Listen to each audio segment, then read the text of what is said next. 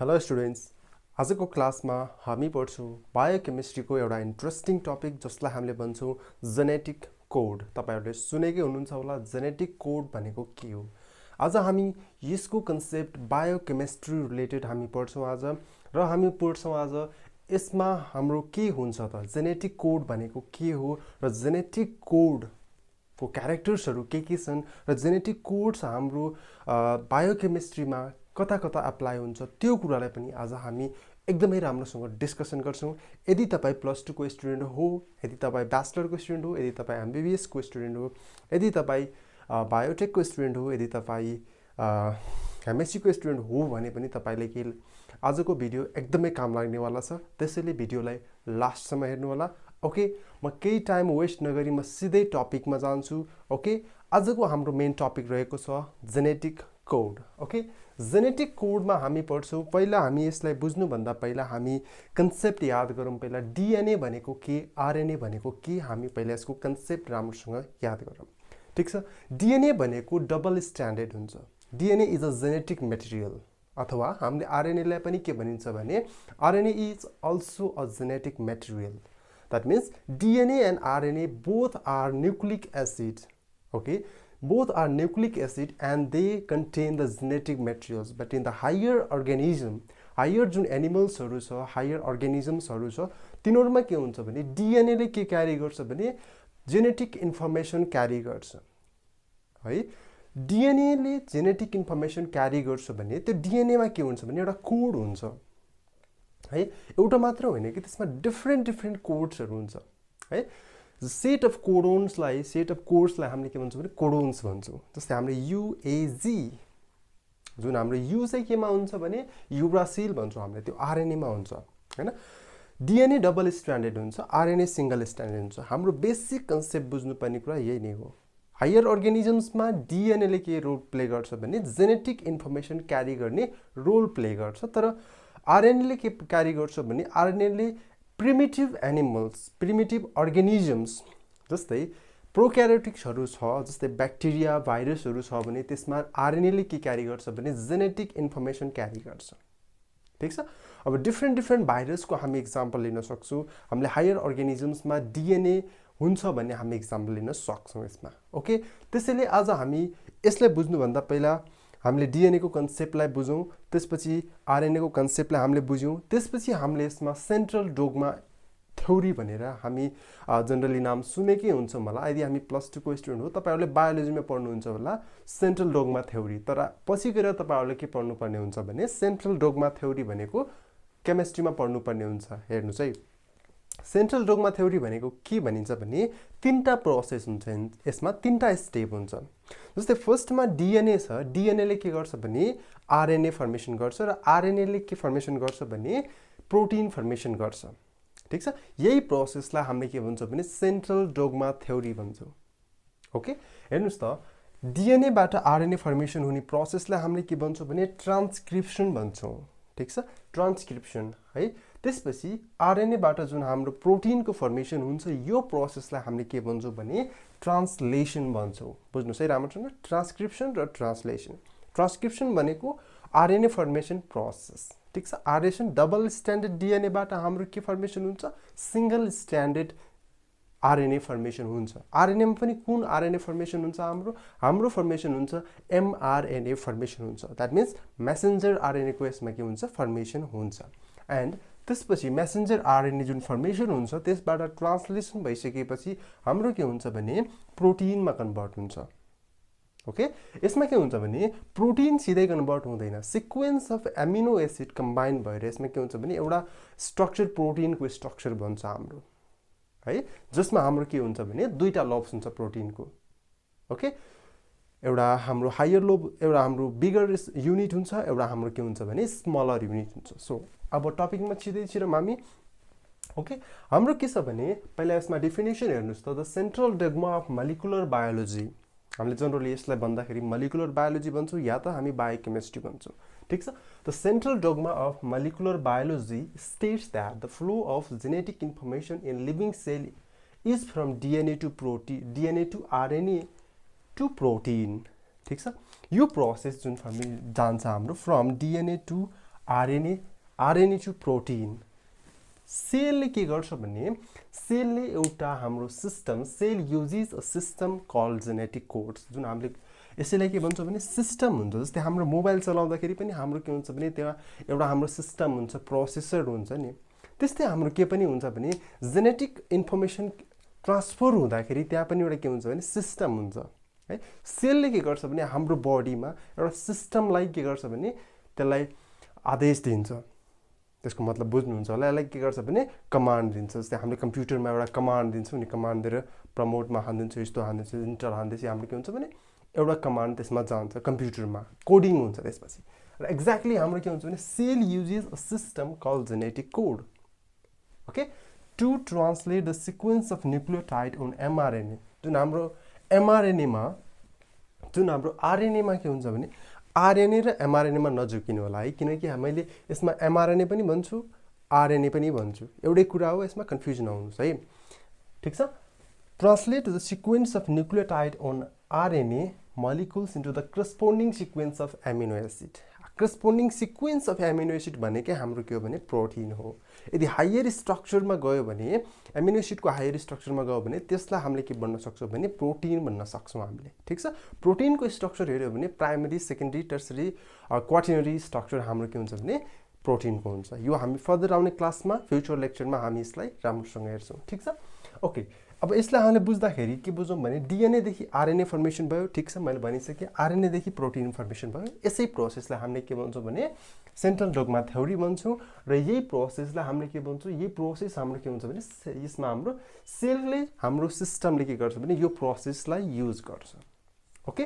And नेक्स्टमा हामी क्यारेक्टरमा जाऊँ सिधै। जेनेटिक कोडको क्यारेक्टर इक्जाममा आयो भने तपाईँहरूले यहाँदेखि यहाँसम्म लेख्नुभयो भने पनि तपाईँहरूको फुलमा फुल मार्क्स आउँछ, ओके। एक्जामिनेसन भ्यूको लागि पनि इम्पोर्टेन्ट छ। र पछि तपाईँहरूले फर्दर क्लासेसहरूमा तपाईँहरूले जेनेटिक कोड बुझ्नको लागि, जेनेटिक्स बुझ्नको लागि तपाईँहरूलाई एकदमै हेल्पफुल हुनेवाला छ यो भिडियो चाहिँ, ओके। हेर्नुहोस् त फेरि फर्स्टमा के छ भने, फर्स्ट क्यारेक्टरमा के छ भने हामीले हेरौँ त, a 3 nucleotide sequence called codon. जस्तै हाम्रो 3 न्युक्लियोटाइड सिक्वेन्स हुन्छ, जस्तै युयुसी, एयुजी, ठिक छ, एयुजी, युएजी, यस्तो टाइपको हाम्रो के हुन्छ भने सिक्वेन्स हुन्छ। हाम्रो कोडोन्सको एउटा सिक्वेन्स हुन्छ, ओके।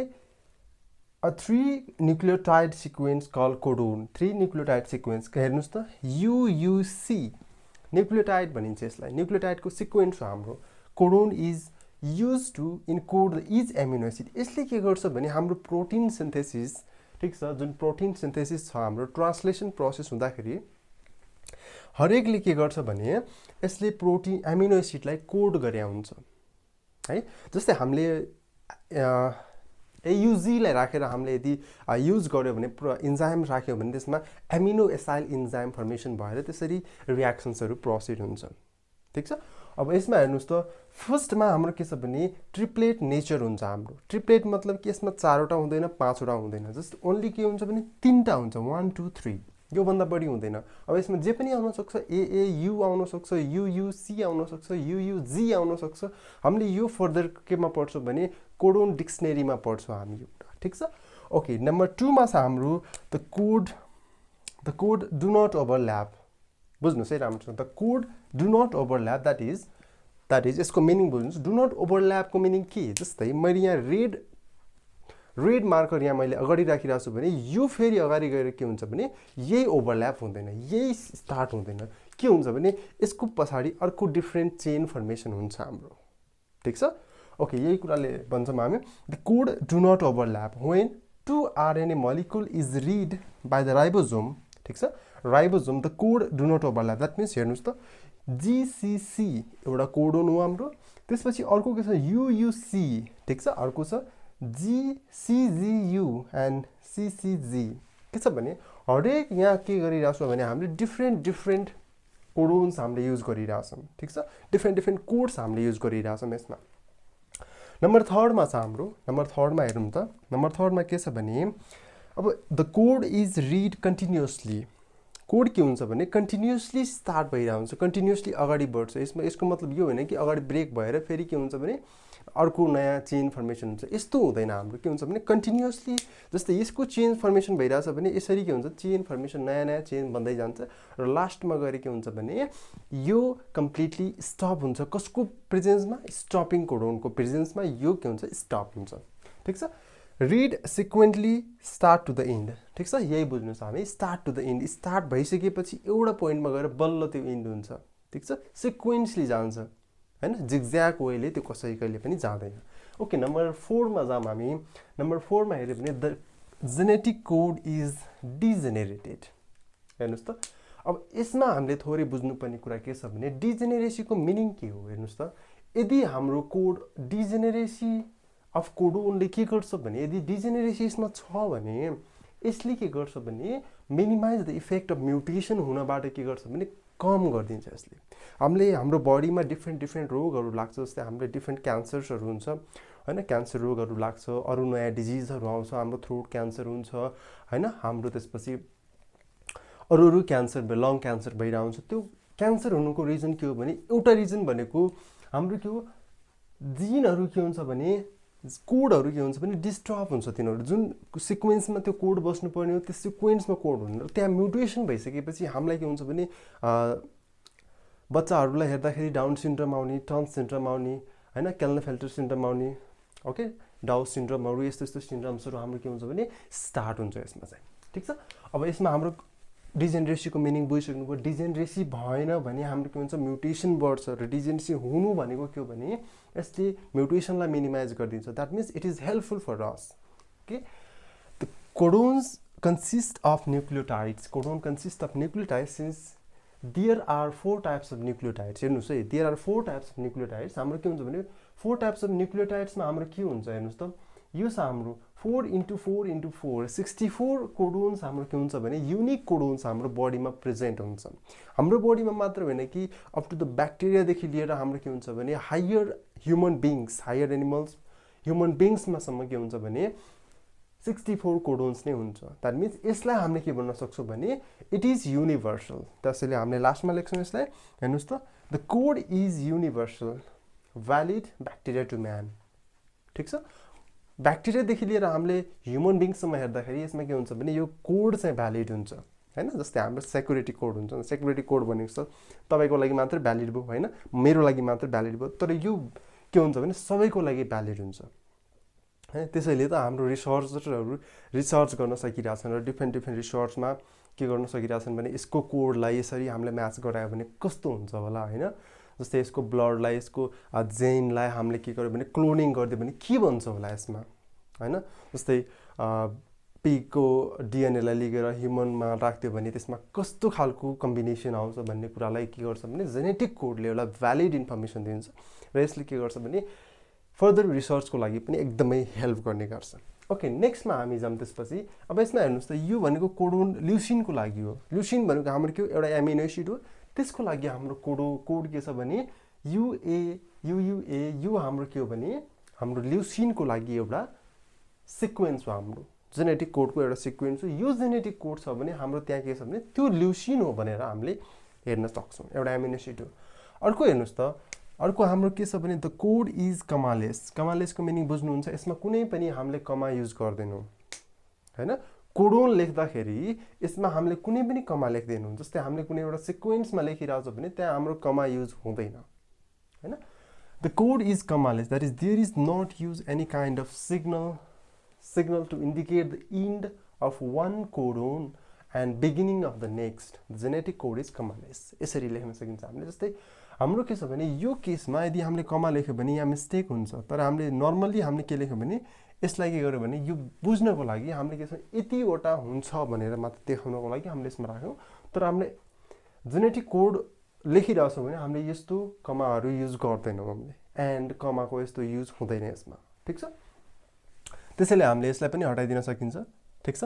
यसमा के हुन्छ भने यो भनेको हाम्रो के हो यसरी हामीले लेखिन्छ। तर हामीले यसमा के गर्यो भने यो जस्ट हामीले इन्डिकेसन गर्नको लागि यसमा के छ भनेर हैन, ल्युसिनको लागि योहरू छ भनेर हामीले यति मात्र हुन्छ भनेर हामीले देखाउनको लागि मात्र यो लेख्यौँ। Okay, the code has polarity. पोलारिटीको मिनिङ बुझ्नुहुन्छ। केमिस्ट्री पढ्दै हुनुहुन्छ भने केमिस्ट्रीमा के हुन्छ भने पोलारिटीको मिनिङ के छ, प्लस चार्ज र माइनस चार्जको डेभलप हुन्छ भने त्यसलाई हामीले पोलारिटी भन्छ। यदि फिजिक्स पढ्नु भएको छ भने north pole and south pole म्याग्नेटिजममा पढ्नु भएको छ। त्यस्तै हामीले के गर्छौँ भने जेनेटिक कोड पढ्दाखेरि यसमा के हुन्छ भने the code has polarity, that means DNA पढ्दाखेरि तपाईँहरूले बुझ्नु भएको छ 5 to 3 प्राइम, ठिक छ, 5 to 3 प्राइम डिरेक्सनतिर के हुन्छ भने यसको के हुन्छ, जहिले पनि कोड रिडिङ हुन्छ त्यहाँदेखि 5 प्राइमदेखि 3rd प्राइम, जस्तै यसलाई हामीले 5 प्राइम भन्यो भने यसलाई 3rd प्राइम मान्न सकिन्छ, ठिक छ। यहाँदेखि यहाँ कोडको रिड गरिन्छ, हामीले त्यसलाई पढ्न सक्छौँ त्यसरी, okay. Some codon act as start codon, बुझिसक्यो हामीले, किनकि कुनै पनि जेनेटिक कोड स्टार्ट हुनको लागि, कुनै पनि जेनेटिक एमिनो एसिड फर्मेसन हुनको लागि त्यसमा हाम्रो के चाहिन्छ भने स्टार्ट हुनुपर्छ, त्यसमा इनिसिएसन हुनुपर्छ, ठिक छ। इनिसिएसन जबसम्म भएन तबसम्म हाम्रो टर्मिनेसनको कुनै पनि चान्सेस हुँदैन, ठिक छ। Some codon act as start codon, that means AUG, दिमागमा राखिहाल्नुहोस्। एयुजी भनेको तपाईँलाई इन्ट्रान्सको स्टुडेन्ट हो भने पनि तपाईँलाई सोध्छ, यही क्वेसन लगभग इक्जाममा फिक्स नै आउँछ, which codon act as start codon भनेर तपाईँलाई आइएमको इक्जाममा सोधिदिन सक्छ, ठिक छ। इनिसिएसन कोडोन भनेको के भनेर भनिदिन्छ, जसले गर्दाखेरि चेन जुन स्टार्ट हुन्छ नि, एमिनो एसिड फर्मेसन, प्रोटिन सिन्थेसिसको जुन चेन फर्मेसन हुन्छ त्यसलाई हामीले के भन्छौँ भने एयुजीले के गर्छ भने स्टार्ट गरिदिन्छ, जसलाई हामीले स्टार्ट कोडोन भन्छौँ, ओके। नम्बर नेक्स्टमा छ हाम्रो 8मा some codon act as stop codon. हामीले बुझिसक्यौँ स्टार्ट भइरहेछ भने कुनै पनि रियाक्सन स्टार्ट भयो, कुनै पनि चेन स्टार्ट भयो भने त्यो चेन स्टप हुनुपर्छ, स्टप भएन भने फेरि अनकन्ट्रोल हुन्छ हाम्रो, ठिक छ। हामीले त्यसलाई कन्ट्रोलमा ल्याउनको लागि के गर्छौँ भने स्टप कोडोन हाम्रो बडीमा आफै हुन्छ, जसलाई हामीले के भन्छौँ, 3टा हुन्छ, UAG, UAA and UGA are the chain stopper अथवा स्टप कोडोन हामीले भन्न सक्छौँ, ठिक छ। And next one is the code is universal, valid up to the bacteria to the man, ठिक छ। यति हो हाम्रो जेनेटिक कोड। यदि यसमा केही बुझ्नु भएको छैन भने मलाई कमेन्टमा लेख्नुहोस्, सर मैले बुझिनँ भनेर। यदि बुझ्नु भएको छ भने कमेन्टमा पनि लेख्नुहोस्, सर मैले बुझेँ भनेर कमेन्टमा चाहिँ लेख्नुहोस् है, ओके। यदि फर्दरली अझै राम्रो लागेको छ भने यो भिडियोलाई सेयर गर्न चाहिँ नबिर्सिनुहोस् है। यदि मसँग पर्सनल्ली कन्ट्याक्टमा आउन चाहनुहुन्छ भने मैले फोन नम्बर प्रोभाइड गर्दैछु है, फोन नम्बर प्रोभाइड गर्दैछु, सोसियल मिडियाको लिङ्क प्रोभाइड गर्दैछु मैले, त्यहाँबाट मसँग सिधै कन्ट्याक्टमा आएर मसँग क्वेसन एन्सर डिस्कसन गर्न सक्नुहुन्छ तपाईँहरूले। त्यसैले त्यो कुराको लागि हिचकिचाउने काम चाहिँ नगर्नु होला तपाईँहरू, ओके। ल आजको लागि म यति नै गर्छु, ओके। नेक्स्ट क्लासमा म नेक्स्ट टपिकसहित, नेक्स्ट इन्ट्रेस्टिङ टपिकसहित म फेरि आउनेछु। Thank you very much and stay safe.